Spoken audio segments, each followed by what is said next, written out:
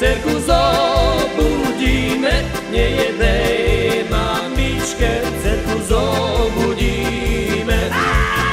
Zobudí, zobudí, kohutí, ja rabi,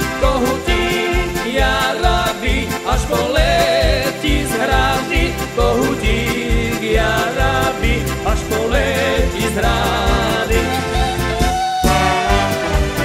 Kohut z hrady letí, veselo si spieva, vstávaj milá hore, už sa rozodnieva, vstávaj milá hore, už sa rozodnieva.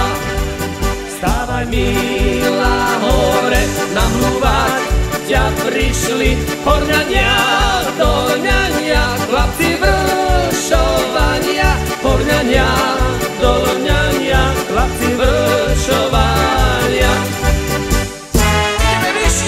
Chlapci vršovania majú kone v ráme, košielenky tenké, striebrom vyšívané, košielenky tenké, striebrom vyšívané.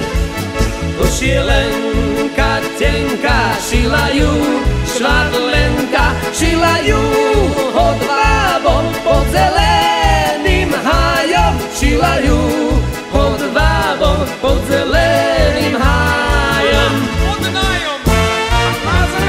Keď ju vyšívala, veselo sa smiala, keď mu ju dávala, žalostne plakala, keď mu ju dávala, žalostne plakala. Načože ti, načo košielenka bude, keď pôjdeš na vojnu, kto ju nosiť bude, keď pôjdeš na vojnu, kto ju nosiť bude.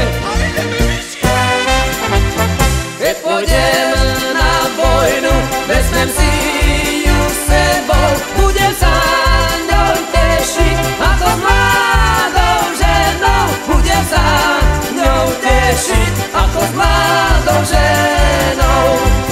Keď ma poseka